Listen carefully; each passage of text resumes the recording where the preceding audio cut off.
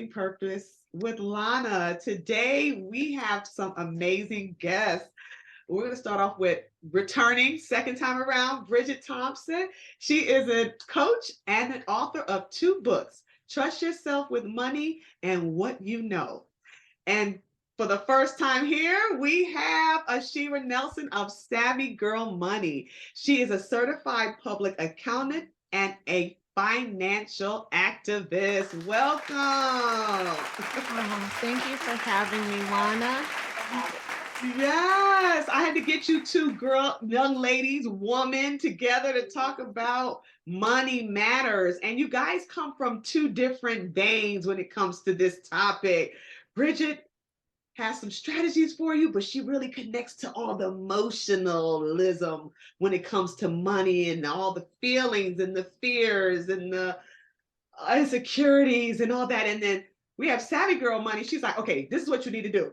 Here's all the strategies. She puts her whole life story out there, her whole budget, major transparency. I've never seen such financial transparency from anyone in my life. And so I had to bring you guys together. Let's talk about it. Let's talk about it. I love it. So let's start off with Savvy Girl Money. You know, you are so financially transparent. You put your whole budget out there. And let's talk about that, because when I read like Trust Yourself with Money with Brigitt's book, she had a lot of fears about that, you know, a lot of embarrassment, a lot of shame, but you did not. Let's talk about that. How did you get the guts? I think for me, I am very transparent. No, I didn't start here from the very beginning, but I noticed that it was such a hard conversation for so many. So how about I just put down my wall? I'll let you know about me so you don't feel like you're being judged, or that there's this invisible wall, or that I'm better than you, or I just wanted to honestly, just take the feelings away or your perceived notion, like remove the whole taboo of talking about money. Like, I honestly have no issue, like online, I talk about my salary all the time. For years, I've just told my salary because I wanted people to just be more comfortable with having a conversation. And if I felt like if I started, then it just opens up, it allows people to be more open. Were you always transparent, or is that something you had to learn to be, or you just No, I wasn't always transparent. I just didn't think of the strategy, to be honest, in order to get more people to open up and honestly deal with their finances. One day I just decided that I'm going to share my finances. And that's just what I'm going to do. It was literally just a thought, and I did it. My husband thought I was completely crazy. Like, why would you go online? First of all, you're already telling your salary. Now you want to tell your take-home income. Now you want to tell how you manage it. Like, slow down. I said, okay, well, I'm not going to slow down, but you don't have to give your numbers. I won't share, because our finances were not joint at the time.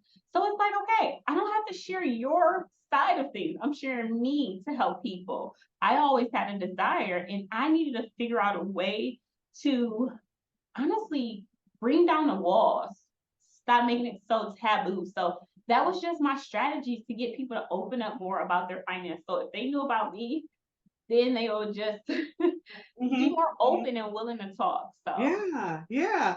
And so, Brigitt, with Trust Yourself with Money, that is what your book is about, building that financial confidence. And you give useful actions and to conquer that financial worry and the procrastination. So talk a little bit about that. Yeah, I found kind of the opposite of Ashira. I found that talking about money, for me personally, and for those I talk about, is really difficult. Money is like a stand-in, or like a kind of placeholder for a lot of other issues, like relationships, like power dynamics, like who owns my time, like who do I owe? You know, what is the relationship between me and the places the people, institutions, organizations I'm getting money from? How much agency or personal power do I really feel I have in my life? Money triggers all of those conversations. So for me, my interest is, yes, I really do appreciate math. Math, math holds us in place in a really useful way. And at the end of the day, 1 + 1 does equal 2. And you have to kind of be within the limitations of math. And there's this other squishy, behavioral, emotional, human aspect that money really triggers. And I'm completely fascinated by that. And that really does take up a lot of my time, interest, and a lot of my work is focused on that and focused on having the kinds of conversations with people that allow us to make incremental changes that honor those fears, that honor the fact that we feel frozen sometimes, that we procrastinate sometimes, even though we know better, So having the conversations about money and the body, money and the belly, how we feel, that's really interesting to me. Okay. Yes. So I've never been really good with my feelings. Say that again. I to be honest, but I will say this: when I have one-on-one conversations with my clients, they do have feelings, and I have to be in tune with their feelings because they're talking about an emotional topic. So I feel like a lot of times I have to let them know that they are not their financial mistakes. I always say that during their financial calls with clients. That's good. I love that. Financial mistakes. Honestly, half the time they're not as bad in comparison to others. That's what I'm noticing. You really are not that bad. So I have to voice these things. I have to let them know that they are human. We all made mistakes. So I guess I do get in tune with the feelings in the feeling side of things, just I guess in a little different way. And we have feelings, and I'm very more factual, but we have feelings, but let's kind of move past our feelings now to find some solutions to the problem. Yeah, that's good. And so you do offer those strategies, Brigitt, in your book, and so do you, Savvy Girl. And then you also wrote What You Know. Do you have your book there? Can you hold Yes, it? I do. So this is Here's really strategy based, right? Talk a little bit about that, because once you get past all the emotions with trust yourself with money, then you gave the additional companion, like, okay, here's some additional strategies now. So I want to talk a little about what you know. Well, what's interesting is after I wrote Trust Yourself with Money, which is really about the journey I took to get out of debt, to learn how to save, those things just did not come naturally to me. They just didn't, even though I knew better.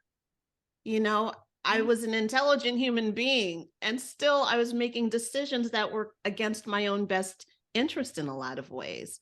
And so I needed to kind of turn the lens on myself, look at my own behavior, and really focus on, okay, I've been creating these patterns over and over and over again. Why? What is my thinking? What's leading me into this behavior? And that's what Trust Yourself with Money is about, is how I kind of broke down my patterns and behavior and gave myself grace, gave myself a little kindness, but also gave myself a little discipline, and figured out how to move through those patterns and morph and change them. And then after I wrote that book, I took a trauma healing course, and I learned about somatics. I learned about the nervous system. I learned about the body. And that's when I was really inspired to write What You Know. Because again, we know the details. It's kind of like eating. It's very similar, right? We know what we're supposed to eat and what we're not supposed to eat. And then when we get stressed out, it's like, okay, I need my pint of ice cream, or I need my chips, or whatever it is. And there's a way that behavior and knowledge interact. It's not always a clean, linear relationship. Wow. So there's a really interesting place where we do have agency. We have power, we have choices. And if we can slow things down enough, when we get activated, when we get triggered, we can change what our outcomes are. So that's a lot of what I talk about in What You Know. And I have these little exercises that help people to kind of move through these frozen, stuck feelings that we sometimes have when we're dealing with things that are, for some of us, more on the scary side. When, like, for example, not just money, but my future. Do I have enough money for my future? Or, making a change and how that's my money's going to be affected if I change my job, my career, my plans. All of those things are numerical, but they're also behavioral and relational, because it's not just about us. So you're finding that a lot of times people's traumas affect the way they handle money. 1,000%.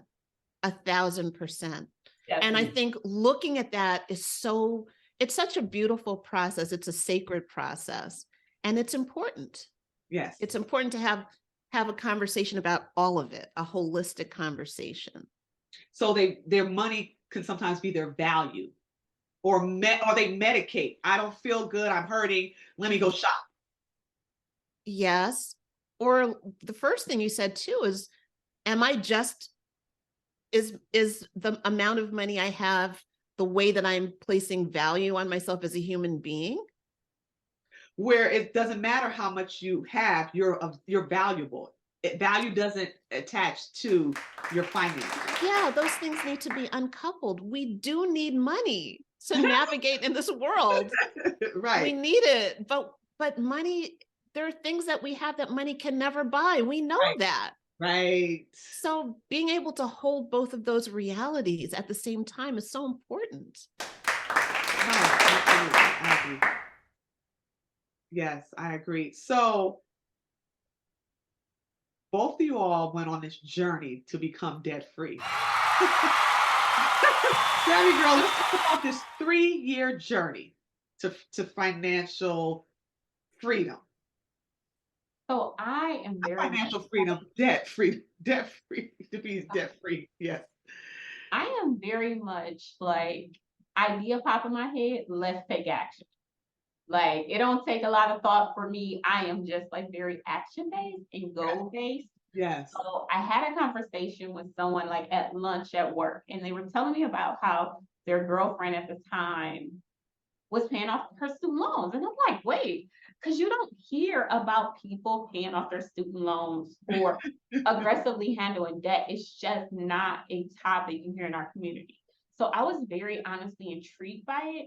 They weren't the same race as me. So I was, when I left the conversation, I'm like, well, why can't I do that? Is there a certain way or a strategy I could put in place to do that? And so when I got home, I'm like, I'm doing it. Literally in the mirror, like, I am doing this. Yes. I started by reviewing my budget. I had never made a budget, or actually I started by trying to create my first budget. I heard about budgeting. This was in 2017. I heard about budgeting, but I had never created one. To be honest, I always been naturally good with money, or my version of what was good with money. Really, I was just a good saver, but I didn't learn that until I was on this journey. So I always been really good at saving from like a young girl. I don't know, the way my mind works. I always think about, and I tell my clients, let's think about your first memory with money. And one of my early childhood memories with just money was, or I used to say, like, if I got for Christmas or my birthday, let's just say $50, I used to challenge myself to save it for a year. And then I wait a year to spend it. I did the same thing with like baby dolls or Barbie dolls. I would keep it under my bed unopened to see if I had I was disciplined enough. I don't even know why, but I was really young, like, I don't know, 7, 8. And it just, like, that same practice just stayed with me. Like, consuming money, saving money. I've always been a really great saver through high school, college, but I had to learn how to do more than just hold on to cash. Right. So I created my first budget, and before I sat down, if you asked me how much could I put towards my debt, I would have said, oh, maybe like $100. But I really found through reviewing my budget and like eliminating things I really didn't need, Right. I had about roughly $1,000 that I could use to attack debt. So I'm like, okay, I had to figure out, I knew I wanted to do student loans just because for me, I like to do things that were not normal in my community. Let's teach the community something new. So attacking student loans, never heard of it. Honestly, people just ignore them. So I wanted to do what I thought was like just not normal in my community so I could show them that it was possible. So I created the budget. I figured out that I had $1,000. So I just aggressively attacked it. I gave myself 2 years at that time to get rid of, it was like $25,000 in student loan debt. And I just did it. I just stayed the course. And then on a journey, that's when I don't know, something came to me to start sharing my budget to inspire others along the way. Because the goal it was to accomplish a goal, but I wanted to inspire others to also do it. Let people know that we can do these things too. Yes. So that was very important to me. So that's kind of what started. It actually started out as student loan journey to get rid of it because I had never heard of anybody not having it Right. or getting rid of it. And so then I was like, okay, well, I did that. So now let's get rid of all of it. Right. My credit cards and my car within the next year. Okay. Yeah. So 3 years, I tackled my student loans, my credit cards, and my auto loan. Got done. Awesome. I got done with it right before the pandemic, like really broke out. Thank God. Right. Wow. Yeah. Now, share your journey to being debt free, Brigitt. My journey was a lot more messy. I lost my house. I had to retrain my whole brain, and I was in my 40s. So I had gone through a kind of regular life of having a bunch of credit cards. I did have a sense that I wanted my student loans gone. So I did pay my student loans off, actually, even before everything started getting shaky for me financially. Okay. So I was proud of that too. I had my payoff letter taped to my wall in my closet. I was like, okay, my student loans were paid off. But what I didn't do was I did not have an in the black life. I didn't have an ecosystem where I was really in the black. I was relying on credit cards when things got tight. I wasn't, going off to Zimbabwe or traveling the world. I wasn't being crazy, but I was still relying on credit cards quite a bit. And it felt like something I had to do. That was my mentality. I'm doing this because I have to. Something happened with my car, so I have to. So, it was really interesting how that I have to mentality just spiraled into a really big problem. Okay. And I think it's kind of interesting how we talk to ourselves. Okay. How we talk to ourselves. So one of the reasons why I'm still out of debt now, 5 years after paying off my debt, is not that everything has been easy. It's just because I took debt off the table completely. Wow. And that's the only reason I'm still out of debt. You see what I mean? Right. So it's not like things get so much easier and perfect. It's drawing a line in the sand and saying, okay, what else? If debt is off the table as an option for solving this problem, this tire that needs to be replaced, or this thing I need to do, what else? And slowing things down enough to make other things possible. That's another thing I talk about in Trust Yourself with Money, that we have competing priorities. We have multiple things that are important and a limited amount of resources, some of us, to deal with those important things. What is the process we go through for decision making? How do we slow down, write down what we're dealing with, think about what we're dealing with, talk through what we're dealing with, deal with all the chatter about, well, what's this person going to think? Or what's that person going to think if I don't do this? All of that's real. All of that's a part of the decision making. Oh, am I going to, look bad in front of this person? Or am I going to be embarrassed because I have to wait 6 weeks to fix my car. That happened to me during the pandemic, where I was like, I had this horrible gash on the front of my car, and I was like, I'm only going to fix that when I can pay for that in cash, because I'm not going back into debt. So I'm driving around, with this messed up looking car for a while. And it was like, okay, I'm feeling the embarrassment of that. I'm feeling the priorities of that. This is what I'm deciding to do. Image fighting against staying out of debt. Exactly. And that's real. Yeah. That's real. That's what it comes. It's not magic, that's kind of what it comes down to. So are you at the point where you're like, I'm never going to be in debt anymore? Like, so I don't know if you have a home or. No, I'm renting. So I had a home, but now I'm renting. Okay. But if you decide to have a home, you're going to pay cash if you get a home again. Yes. I mean, this is a longer conversation, it feels like to me. And I'll just say this much. Okay. I'm not anti-mortgage at all. I think mortgages are great. Okay. My problem, and this is personal, I'm not advising anyone to do this. Yeah. But my problem is that I like to look at where those invisible cords go. If I'm signing a mortgage agreement, it means that I may have to work somewhere I don't want to work just to keep a roof over my head, et cetera, et cetera. And I'm trying to create a lifestyle where I have as much agency and choice and personal power as possible. Yeah. That's why paying cash appeals to me. Not because I'm going to sit around forever and try to save up $500,000 to buy a house. I mean, if I have a 50% down payment, maybe I'll get a mortgage. Who knows? But okay. I need to have totally anti.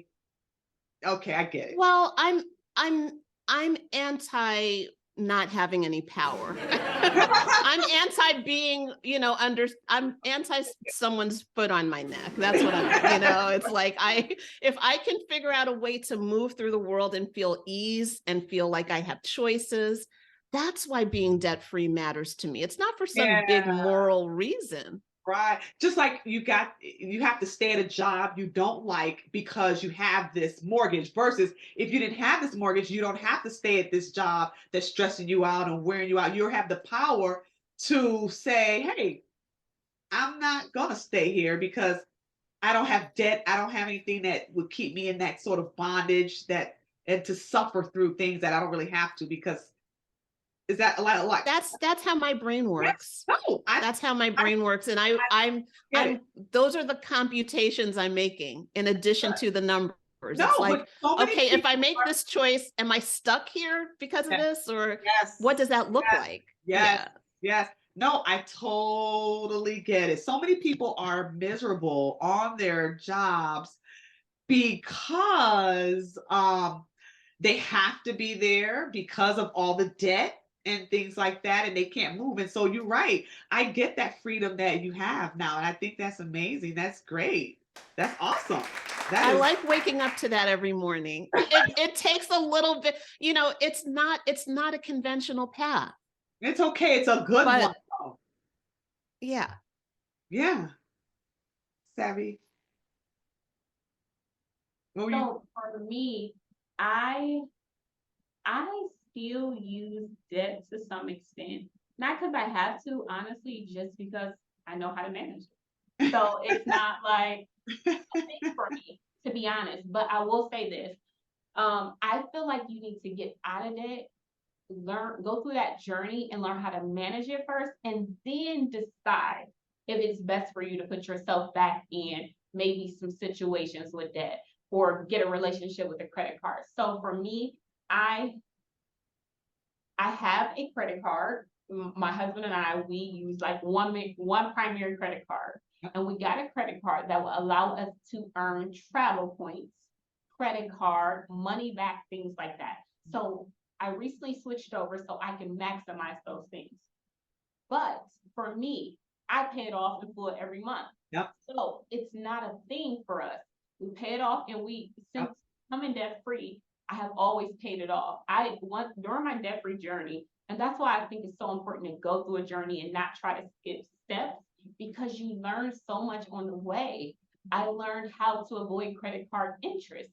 So for the last 3 years, well, after becoming debt free, I'm like, I'm never paying interest on credit cards anymore. Right. Strategy where you don't have to. So I'm very like strategy and strategic with things. So I only want one because I don't want to have to manage too much, to be honest. I do have other credit cards, but I just don't use them. They just kind of sit around, or I'll put $5 on it and pay it off in like a week just to maintain the history to have a good credit score. But for me, thanks to my journey, credit card is not an issue, and I still do utilize it to keep a good credit score. Yeah, no, definitely. I was taught how you what you're saying, Savvy, and that is if you have to use it, try to pay it off before that interest hit.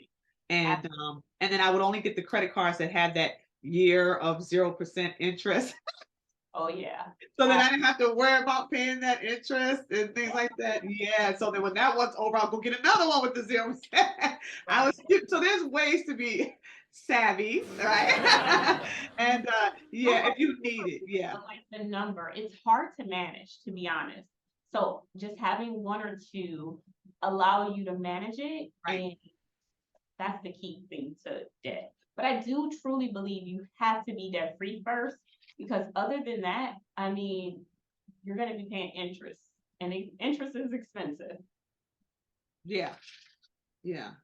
Well, I also, if you don't mind me jumping in, Lana, I also want to talk to people who, I want to talk to the people who are, they're overwhelmed with debt. It's not like a little fun plaything. That happened to me. Right. You can be knee deep in debt, waist deep in debt, swallowed by debt. Yeah. And I think if you're relying on debt to live, that's a different conversation. Definitely. And just, points and interest and stuff like that. Right. Oh, you're right. Two different playing fields, two different strategies. Yep. Because when I was in debt, and especially in credit card debt, I didn't even use the card. I realized that I needed to get rid of the debt, and I just cut it up. I focused more on reducing the balance. I did not put any extra charges on the card once I finally determined that I wanted to get rid of the debt. But in the interview before, Brigitt, you talked about there is no cookie cutter way. No. It's what's best for you and how to go about it. I still believe that. I still believe that. I just wrote a piece about debt on my blog, and I was, part of the thing about debt that gets me so fired up and riled up is that we're courted by these banks and companies. They, it's like, that rifle, when they put the focus on you, it's like, from the time that we're in college and they set up those tables on the college campuses or whatever.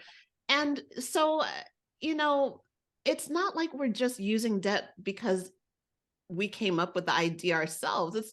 It's part of our kind of, it's just so aggressively marketed in our culture. It is. And there's something about being out of debt that I like. That's a little bit, it's a little bit like, a little bit in your face. It's a little bit, unconventional. So I like that. And, I also wrote another piece about how I always get this email from my bank saying, oh, do you have unexpected expenses? We can loan you $500, and it's interesting to me that the amount that they're offering is just around the amount that so many Americans have a hard time saving.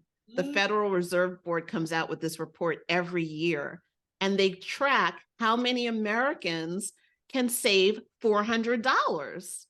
And that number has been, going up and down. But the point is, there's knowledge, there's understanding on the part of the banks for where we're vulnerable. Mm. And I just feel like, you know, fine, yes, my money is in a bank. I'm not saying abolish all banks. I'm just saying I don't want to be a puppet. Yes. You Yes. know, I want to have some choices and some Yes. agency with how I'm moving through the world Yes. as much as I can. Mhm. Yeah. So when we talk about go ahead. I'm sorry. And I agree. I feel like they do prey on us Mhm. 100%. I feel like every day I get some type of advertisement, Mhm. even though I'm debt free, still get advertising about paying off my debt. And I would never use debt to pay off debt. That just doesn't make sense. So yeah, we're definitely preyed on, and it definitely starts in college. As soon as you turn 18, Mhm. they begin preying on you. Mhm. Mhm. Now, Brigitt, you saved on your own, and that's easy. But Savvy, let's talk about trying to save with someone else. I know you talked about you and your husband had different financial personalities when it comes to money, and it kind of affected your marriage in some ways, but you found a way around it. So speak to the people out there who they are married and they're trying to do this, and their partner might not be on the same page. Okay, so before the pandemic, so 2020, my husband and I, we did not have a joint bank account. Our financial personalities was two different extremes. I'm one extreme, probably too extreme, and he's the way other extreme. Like we just couldn't. And I won't say we couldn't get on the same page. We were just two different extremes. And for me, I have a passion for money, a passion for educating. So I didn't want to push my values or my focus onto him. Mm. I wanted to allow him to go through his journey and get to a point where he had a healthy relationship with money. So before 2020, he just wasn't at a place where he wanted to prioritize his money, like saving, paying off debt, anything like that. He had no issues paying his bills. He would give me, we basically put that, we both agreed on the amount that we both will put into a joint account. Mm-hmm. We went into this joint account, we paid our bills, we were good. But whatever happened in our separate accounts, we didn't never talked about it ever. I didn't know what he was saving. I was still saving aggressive, paying off debt. Literally, I went through my debt-free journey on my own. Mm-hmm. When I decided to start my journey, me and him didn't even talk about it. I had a conversation with myself in the mirror. If I had to go back, I probably would have handled that differently. But it was like a me journey, to be honest. We weren't in, we had got married like the year before I started my debt-free journey. So we had already talked about that we weren't going to combine our finances yet. It just wasn't like something we wanted to do. So I figured I was going to still put more money into a joint account, but the money I was going to sacrifice was my personal money, kind of how we viewed it. So Right. yeah, he was still, I never really been like a big shopper or never really incurred like too much debt, to be honest. I just never really ever, I really kind of use it to survive, but not like to buy miscellaneous things. And for him, he had to have like every new pair of shoes and things like that. So we just weren't on the same page. And for me, it's like, okay, if you don't want to get on my page, that's fine. Live your life and I'll live my financial life. As long as these bills are paid. Exactly. That's really how it was for us. As long as the Yeah. bills were paid and if we had a saving goal that we needed to save for, we made it a line item, a line item within our joint account savings. So we both are going to put an extra $100 into this account. We could do that. So we kind of made it work for us. But it actually did work, because when I'm looking at the big scheme of things, it did work, because although you had different ideas about it, it didn't really affect It didn't. much. You were in unity about how we're going to do our finances and we're going to be separate. But what would you guys tell people who they're so joint and they're not separate with their finances, and I'm trying to save and you're trying to spend and we're all together? Would you say split that stuff up? Or what would you say? Because that's difficult. I think it was easier because you guys were separate. Yeah, we were separate and we had different priorities. Yes. So it did work for us. But What would you tell someone who's all their money is mixed up and all in the same pot and all that? Oh, maybe I'll let Bridget. Well, I truly believe that it's no one way. Like you don't have to have joint account. You don't have to have separate. I'm firm on that. I do not believe you have to have a joint account. Right. But I do believe that if you choose as a couple to have a joint account, you gotta have open communication. And on the same page. Yes, you have to be on the same page. That's so important. And I would not combine finances until you both are on the same page and have the same goals. If you're not, just keep it separate. Okay. Your take on that, Brigitt? Well, you know what's so interesting about this part of the conversation? It's exactly where we started. Money is a stand-in for other things. Communication, power dynamics, relationships, where are we going? Who am I? Who are you? Who gets to tell who what to do and why and when? And, it's like my house, my rules, all that stuff. And so in a way, I mean, I think, I'm not married, so I can't really weigh in experientially the way that you two can, but I do think that there's something to be said about taking money off the table and looking at, can we communicate? That's really, that's not just for married people or people who are in couples or in families living together. That's between people. There are a lot of different ways that money changes hands. Mm-hmm. And ultimately, it's between people. There's no exchange between, you and your dog. You know what I mean? It's like money changes hands between people. That means that money is about relationships. Yeah. And it's about how we are in relationship. So that's something that needs to be kind of looked at and really honored and respected as much as the money part of the conversation. Yeah. Oh, this is good. So what is the future for Savvy Girl Money? Where are you going with this financial activism? What's the future? So I've been doing Savvy Girl Money since 2015. Even before I started my debt-free journey, I was just educating. So I want to continue educating. I speak at a lot of different universities, so I want to continue that. I met you when I was speaking at an event. So public speaking is my true, I won't say my true passion, but I really have a passion for it. Connecting to individuals and just inspiring them. So, and I want to start hosting more community events. I have one coming up in June 11th. At Creative Space. I'm gonna host a finance and fitness event. So I want to combine my two loves of finance and fitness and just do more in the community and hopefully start working on a book. Okay. That's really a goal. My husband has been telling me for years now. Yes. He always tell you your way of thinking is just different. It works. And maybe some people will connect. So I do. They do. Now. Absolutely, they do. Just do it. And if someone wants to follow you, reach out to you, give them your social media tags.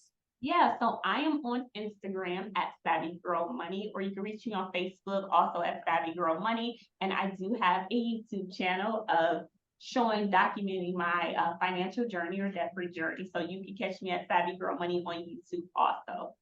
All right. So Brigitt, what is the future for Trust Yourself with Money and what you know and where are you going? What can we look forward to? Before I say that, I'm just rooting you on writing that book. That's a wonderful thing. And I'm just really glad to hear that you're doing that. That's wonderful. I just need to make the time. That's all. Yeah, you'll do it. You'll do it. I do have an outline. Now I just need to fill in the support. Yeah, you'll absolutely do it. It's wonderful because it's a way to let more people find out about what you think in a different way. Yeah. So for me, what I'm most passionate about right now is blending my financial practices with somatic work, with trauma healing work, with body work. Good.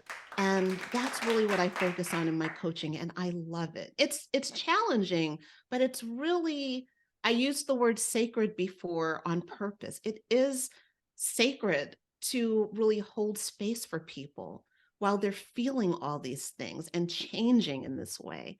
So that's where I am. I have a coaching practice. I have my website, trustyourselfwithmoney.com. I write on my blog about money and somatic work and debt and all of it. And that's what I'm working on, writing and coaching. Awesome. And you are on Instagram as well. At Trust Yourself with Money, yes. Can And you Trust hold the Yourself book? with Money is the name of the book? first book. Say Yeah. that again. Chris, let's hold up the book. And I don't have my other one. I just have this one. Where's the look, we gotta get Oh, I this- do, but I don't want, well, I guess I could run and get it. But anyway, it's called Trust Yourself with Money. It's on Amazon, and I have an Audible audiobook that people love. So you can listen to me read Trust Yourself with Money if you're folding laundry or doing dishes or something like that. Yes. All right. I Thank love you the guys. audio. I know, right? Oh yeah. I would probably get to read if it wasn't for the audio. I love them. Same. Very convenient. Well, thank you all for taking the time to come to educate the world and share your wisdom. And I'll be looking forward to learning more from you all as I read your posts and blogs and things like that. This was so much fun. Thank you so much, Lana. And Ashira, what a wonderful thing to meet you. I wish you the best. Nice to meet you. And I just started following you on Instagram. Thank you. All right. Take care, everyone.